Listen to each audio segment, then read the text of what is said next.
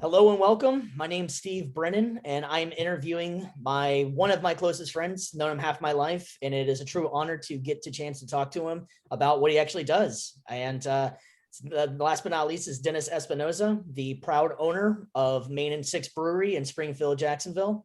So it's great to talk to you, man. How you been? You too, man. Yeah, it's great. This is awesome. I'm really happy to do this with you. Yeah, I agree. I know, you get to always know somebody, but do you really get to talk to them about what they do and stuff like Right. that? So it's pretty cool. So I Absolutely. know there's a new addition in the life. How's that going?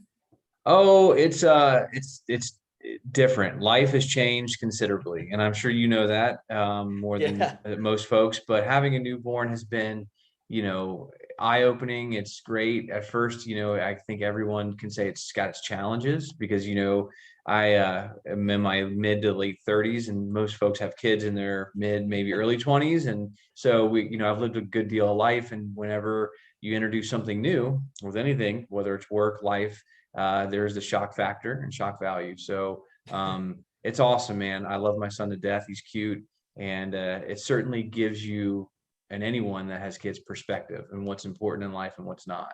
Absolutely, And man. Well, they always say good or things happen to those who wait anyway. So it's It's it's true. it's better to Yeah. wait a little bit and be ready.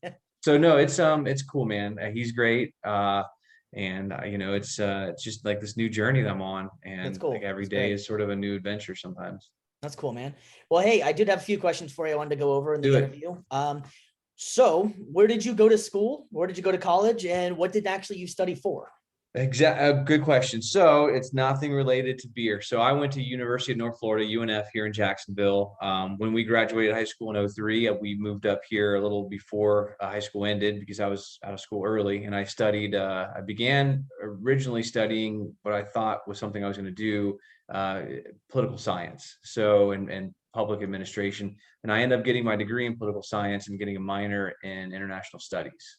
And that was at that point my stepping period where I was kind of deciding whether I was going to go to law school or not. And was working with my mom at her law firm, and she's an attorney, of course. And I kind of realized shortly thereafter I didn't want to do that. It just wasn't for me. I didn't really want to be an attorney. It didn't be something I would want to enjoy, didn't want to do. So after a couple of years of working with her, I really needed to decide what I want to do the rest of my life. I tried a year grad school at UNF as well. I did a year there doing a Master in Health Administration program, and I absolutely hated that program. It was not for me. It was nothing like my undergrad. My undergrad was a lot of writing, critical thinking. That was much more business oriented, group projects and group papers. And um, you know how that can be. One person pulls the weight and the rest of them don't. And so Absolutely. it just, that not just that frustrated me. I wasn't a fan of the professors and just the coursework. So I dropped out. And at that point, I was really sort of concerned because I was in my late 20s. I didn't know what I was going to do with the rest of my life. And I knew I couldn't work for my mom forever. She would eventually retire. To kind of take my mind off of everything, I saw a friend of mine, Nelson. He homebrewed once, and I've always liked craft beer. I'm like, well, if he can do it, let me try it. And that was really to take my mind off of the fact that I didn't know what I was going to do with the rest of my life. And then from there, I started homebrewing more and more and more, and got better at it, and bought more and more equipment. And then about two or so years after starting, I was like, well, maybe I should try my hand at this professionally. And no breweries in the area were really hiring at the time, so I started entering contests to convince my parents to invest, specifically my mom, and that's how we got to where we are now. So whenever you say homebrew, what exactly is home brewing? I mean, is it like, just grabbing stuff, throw it together? How does that Yeah. actually work? Oh man, it is some of that, and it's sometimes so it's really pretty wide. You can either build your own stuff, find things around, and build your own equipment, and then go to a home brew store, order the ingredients online, or you can spend the money, which eventually I did, and you can buy made prefabricated, if you will, professional but miniature versions of professional equipment, and use that to brew on, and then get your ingredients either online or locally. So I started out basic, glass carboy, and you just get the grains at a local homebrew store. I had one here in town.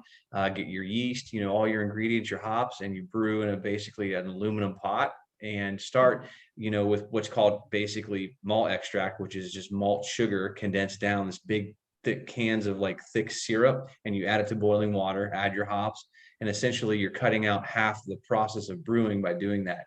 And the more equipment I bought, then I went to actually all grain brewing, which is what brewers do.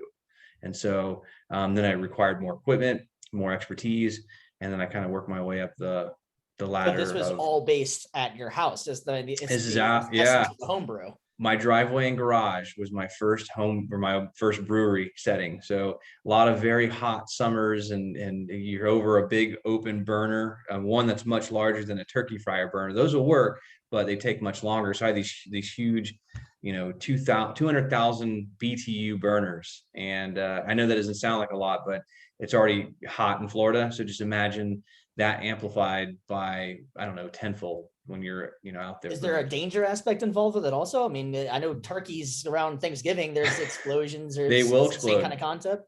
Yeah, yes, there are boilovers. Yeah. So anytime you're dealing with high temperature, yes, there's a lot of danger at home. It's not as dangerous as a commercial brewery, but the temperature burning and getting burned is probably one of the most common problems that people have, or injuries they get as being a brewer, whether at home or in the brewery setting, a commercial. But boilovers, while the beer water is boiling, initially it will boil over. And if your feet are too close, you're wearing flip-flops at home, you could literally get third, fourth degree burns instantly from that boiling wort. And it's sugar water, so it's a little harder to rinse off than just traditional boiling water. How many times would it take for just an amateur trying, do you think, or in your experience, did it take to get actually a product? Because I mean, just because you're putting all the ingredients in doesn't necessarily mean it's going to work. How many times? Right. So really good question. Making beer, making any kind of alcohol, whether it's wine, beer, whatever, it's not very hard. That's the easy part. Whether or not it's good, that's the hard part. So making good beer is extremely hard. So to answer your question, it's sort of a little bit loaded answer and question, but you can get beer off the first running if you just do extract brewing, and then you take it, put it in a glass carboy, ferment it in, hallway or under the sink somewhere cold, and then you can bottle off of that. But whether it's good or not, you're right. That's a whole nother question. That's the key. That's the So key. the another question that I was going to have for you is, I understand that you chose Springfield, Jacksonville. What's the historical reference in Springfield, and why Springfield? Well, Jacksonville has a lot of we just had our 199th birthday. The city's been around since the early 1820s. And so that said, Springfield was the oldest neighborhood in Jacksonville. So it's a true, not just historic, it's the most historic neighborhood. And then the whole surrounding metro area, there's a lot of other historic neighborhoods, and they usually tend to lend themselves better to having breweries. Commercial and some industrial areas do as well, but Springfield didn't have a brewery at the time. And it also had really fair prices for commercial property. So when my mom and I were looking, there were two historic neighborhoods, that and another area called Murray Hill, and we couldn't find anything in that one. And then Springfield just happened to have this building. It was a little smaller than what we wanted by a couple thousand square feet, but we went ahead and didn't have an option, so we went and got it, other options, that is. And so Springfield was just, I don't want to say luck, but we were priced out of a lot of the other historic neighborhoods, and we know we wanted to stay closer to the urban core of Jacksonville, and Springfield is kind of where we wound up. That's pretty interesting. So correct me if I'm wrong, just because I know a little bit of history of it. Was your building an old paper mill, or what was the building originally? So before we got there, it was a paper product establishment. I don't know how to say it. It was a paper sheet. So the lady who owned it basically made custom cards, like cardstock or something. Cardstock, also paper stock. So she would make basically any kind of custom paper product you can imagine. And so before that, the building actually sat empty for probably 2 or 3 decades, since the 70s. Wow. And then I want to say during when it was occupied at that point, it was a general contractor's office. And then before that, it was a dentist's office, believe it or not. And then I want to say there may have been a moment in time either between those two that there was someone used it as like not a pawn shop, but like a hardware type of store, something like that. So it sat empty probably from the 70s to when she bought it and turned it into the paper company. Wow, that's amazing. You go from a dentist's office to making beer. Yeah, right. Yeah, exactly. So that building has lived a lot of lives. Yeah, sure. I can imagine so. Yeah. So I noticed that we're both wearing the gear here. Got to represent it Repping. for you a little bit on there. Yep. Where did we come up with the name? It's, that's a half of the brewery, I feel like, is coming up with an interesting name. Like, where did you Oh, get it's from? that was the hardest part between my mom and I. We did not agree on names. She had a lot of really, really strange names that had really abstract, bizarre reasons and stuff to do with flying and other stuff because my stepdad's a pilot. That really not a whole lot to do with the brewery. Or so I said, since we're never going to agree, why don't we have a party at the house, my house, and what we'll do is we'll have a big whiteboard and we'll have all of our close friends come over and they'll help us decide so we can have unbiased people's opinions that aren't hers or mine. And I said, I'll buy the pizza, I'll provide the beer. So I did. I went and bought a bunch of pizzas, a bunch of beer, got our friends, Nelson, who and some other neighbors down the road. Will and Amber came, and so there's about 15 people here. But Will and Amber, who live down the road, here her husband does a lot of marketing, and he sat quiet for most of the thing. And my mom and I are arguing in front of everybody, bickering back and forth on the name. And then finally he kind of says, "Hey guys, where are you at again?" I was like, "Well, the building we got is on Main Street between 6th and 7th, but closer to 6 right there in the middle." And he's like, "Okay." So he's quiet for another second. He's like, "Well, let me ask you." He's like, "Why don't you guys just call it Main and 6th, not 6th, but Main and 6th? Keep it real clean and more modern." And we all kind of stopped and everyone looked at each other and said, "You know what? That's not a bad idea." And so everyone kind of raised their hand. They're like, "Yeah, I kind of like that. It's clean." And so it was someone else who helped us decide. In fact, the Handsworth Brown Ale beer is named after him as well because he got a really bad haircut. And they came over one day and his wife was giving him all this crap about how bad the haircut was and how she could put her hands, like she's got a hand's worth of hair and she's got really small hands. It was just it was a bizarre haircut. It was like that boxer or the MMA fighter Chuck Liddell, who used to have that weird kind of like short mohawk, but imagine much, much even smaller than that. It was very, very bizarre. And so Handsworth, the beer, was named sort of after her saying you could have a hand's worth of hair. And so he helped us, Will did, decide on the name. And so it was a neutral party, something that I think everyone could agree on. Well, speaking of the beer, that's kind of what you're known for in this industry with this. How many beers are you working with now, and how long does it take to make them? So we have 16 beers on draft, and I've done probably 35, well, maybe 40 different beers since our inception of being open. Right now, what was your second question about how many? I know we have how many beers on draft. How long does it normally take? Like, what's the normal process for like a start to finish kind of thing? It depends on if it's an ale or a lager beer or Pilsner beer, but anywhere from 3.5 weeks on the short end for some ales, all the way up to 6 to 7 weeks for lagers and Pilsners. Interesting. Okay. Yeah, it just depends. So it is a waiting game. It takes patience to brew. Yeah, it's the long game. So whenever you do make it though, 3 to 4 weeks, how much is that actually making? Like, is it a keg? Is it how much is it actually, how long does that last? So that time frame is pretty common across the brewing industry, depending on the beer. And the answer to your question is solely dependent on the size of the brewery. So we're a 5-barrel brewery. We're not big. We're not really small, but we're small in terms of brewing size and capacity volume. So we're 5 barrels, and that's 31 gallons as a barrel. So if you just multiply that by 5, it's 155 gallons per batch. And then there's always a little bit of loss and stuff like that. So with the loss, you're looking at probably 4 to 4.5 barrels of finished beer product, which is equivalent to 8 or 9 half-barrel party size kegs that you see, traditional keg that you'd see at a party.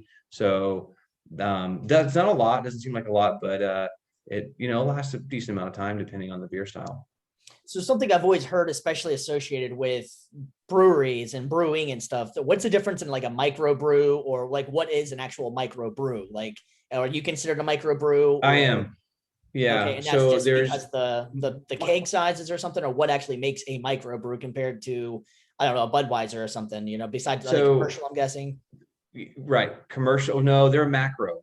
So macro and micro, one's large, one's small. So micro brew kind of encompasses almost any brewery that's not major, Budweiser, Miller, Coors, any of the macros, right? So anything that's not at that level, where microbrew, you can kind of break that down into even smaller, what's the word that, neighborhood breweries, brew pubs, but microbreweries is very all encompassing. It really covers the independent sector of breweries that aren't corporately owned. Okay. like big beer when it comes to Budweiser and Anheuser-Busch InBev, Miller Coors, stuff like that. Interesting. So Interesting. yeah. So that also has anything to do with the distribution, or how do they compare to that? Or are you hoping to maybe Well, get to the distribution area, or how does that work? we don't make enough volume to distro. There's really, the answer is there's no money in distribution until you get to a certain level and threshold of how much you make, like Budweiser, Miller, Coors, and even some of the big microbreweries, you see that are regional, like Cigar City. Intuition here in Jacksonville is one of them. Terrapin in Georgia, Sam Adams and Dogfish Head up north. So there's a threshold where you make enough, because here's the thing, they buy your kegs at such a small, low dollar amount that when you're a small brewery like us, there's literally zero profit. Sometimes there's a loss in that, but there's the marketing aspect where you get your name out in the bar. So there's a little bit of benefit. But when you're the big guys and you have the economy of scale, then that keg of beer costs much less to make because you're buying in super big bulk, pricing and all the other stuff. So it takes 8 hours to brew a beer, whether it's in 5 barrels like me or 150 barrels at the big guys. So, you don't, my point is, distribution is better for the really big breweries because they have such a small dollar amount involved and invested in each keg of beer, and each glass of beer than I do. Okay. That's So crazy. So I distribution also know is- that there's a lot of different types of ingredients. Like, what's some of the different ingredients you use in your beer, and what does it change the flavors, or how does that work? So it does. Obviously, malted barley is the prime ingredient almost every brewery uses. You can use malted wheat, which we do in some beers. You can use a lot of what's called adjunct, other adjuncts, whether it be just straight sugar or it's flaked corn, flaked rice, and that's what makes your beer much lighter. So the big guys in macro, they'll use flaked rice or flaked corn to make super light, crushable, like Miller, Bud Light, whatever it is. People will use, like I said, regular sugar in beers to help bump up the alcohol by volume, which by putting the base sugar. So we'll use that. We use a lot of, in our fruited sours, we use a lot of fruit purees so that we can have like fruited sour beers. So it's a contrast of the sweetness from the fruit and the sourness from the beer. But as far as grains go, we're pretty standard. Most of our beers, we've never really done like an all wheat beer. Most of ours are barley based, and then there's some wheat or some rye added. And then we use a lot of fun hops. Like we use a lot of South Pacific hops lately, and they're really expensive, but they make really good fruit forward, like New England IPAs and stuff like that. So do you have a personal favorite beer that you like, or mine? I have to go with the Swoop Juice. That's my go-to. Just That's my New personal England IPA. preference. Yeah, so Swoop Juice is our most popular beer, bar none, and far and above sales and everything else of any other beer. It's hard to have a favorite beer because I've won a lot of medals and there's a lot of beers I like. So some days, some months I'm on a kick for like our brown ale, which has won a lot. Some months I'm on a kick for our blonde ale. It was like one of my homebrew recipes that won a couple medals. And some weeks I like Swoop Juice. I'll just crush a bunch of Swoop Juices. So, it just depends on the mood that I'm in. I mean, I think maybe my favorite top 3 beers are Working Stiff Pilsner, our Staycation Blonde Ale, and then maybe Handsworth Brown Ale. And I like Swoop Juice. That would be probably 4th place, I think. Huh. That's interesting. It's got to be hard to choose, considering that what he did for it. Yeah. What is your favorite? Like it's got to be. Imagine having 16 kids and you're like, which one's exactly. my favorite? Well, I don't know. One week is this kid, he's doing really well, and then the next week you hate him because he's like, climbing up the walls and punching holes in the walls and tearing everything. So I think it's hard to pick as a brewer when you make them all. Like, what's your favorite beer? I imagine so. It's hard. It's got to be. So I heard you a couple minutes ago mention medals. I'd be remiss if I didn't bring up all the medals we've won for this. How many are we up to now?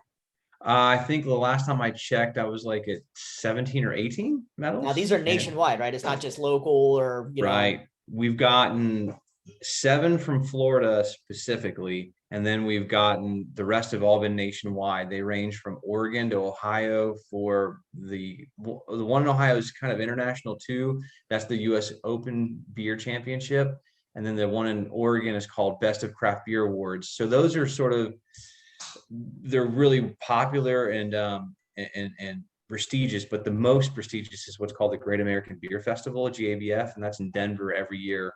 And we won a gold medal in that last year in the fall for one of our imperial stouts, weapon of mass destruction, and we aged on cocoa, vanilla, and cinnamon sticks, and it won the chocolate beer category of gold. So that was sort of like the penultimate award, but the other ones are, I'm not discounting the others, but that GABF was the big dog. That's the one that counts. So yeah, we're at 17 or 18, I think, total. Most of them are national awards. I noticed the So- weapons of mash destruction. You got some interesting names. Any kind of thought process on where to come up with the beer names? Or is Names it are just hard, just like something naming a fun? brewery is hard. Yeah, I But imagine. usually it involves having a lot of beers and like, goofing off with your friends and like just random conversations. You're like, you know what? That's a great beer name. You're just saying dumb stuff and, cutting up and, getting drunk and laughing and cursing a bunch. And you're like, you know what? I like that name. It always, I think the best way to come up with a beer name is just organically. You pull it from a situation that you're involved in, a conversation you have with someone, and it usually involves someone doing something really stupid or saying something really stupid more often than not, or not just stupid, but silly or funny. You're like, that's really bizarre or funny that you just said that. There's the beer name. Well, now that I got you on camera, I want my name. I've given it to you numerous times, so I want a name on this. All right. All right. I put CBB's in the work for Hefeweizen. this. I remember we were talking about that. Yes. Yes. It's going to be a great one. I gonna be a know. great I know. one. You have to fight Rob for the crown of the Hefeweizen. Fair enough. Actually, the Stairway we're releasing this Friday in 2 days. Yeah. So speaking of which, you got some new stuff coming out, correct? I do. So we're re-releasing the Stairway to Hefeweizen on Friday. Sorry, my dogs walked by. We're also re-releasing our Pilsner next week. And I think the next new beer we have is a New England, and that's about 2.5, 3 weeks. So yeah, And what's that consist of? So we're using our traditional New England yeast, which is what's called it's a Scandinavian. So the yeast comes from Norway originally, and so there's a region in Norway that has all these different wild sort of farmhouse strains, if you will, and the one we use gives off a lot of really good fruity esters, tropical notes, pineapple when it ferments. And so it's Kveik yeast. So that and the combination of the really popular hops that give off that fruit aroma. So we use that to give it that really powerful, juicy, fruity, aromatic and flavorful, beer that people are used to. Sounds delicious. The world is waiting. I hope so. I got one final question for you. Yes. If you were not making beer, what would Mr. Espinosa be doing? Oh. What would be your dream job? What would be my dream? Oh man, I'd like to direct films or write and direct films. I think that would be a lot of fun. Other than because it's similar to beer in that you're directing and writing a beer as it goes through its entire process. So I think that would be my dream job. Yeah, I agree. We've had many debates on this. We have. Well, I don't want to keep you too long, man. I really appreciate this. It's a truly honor to be considered a friend and be a connoisseur of your product. It's amazing. If you ever get a chance to try it, I highly recommend it. Thank you very much for your time. Yeah. Love you, bro. Love you too, man. Thanks so much.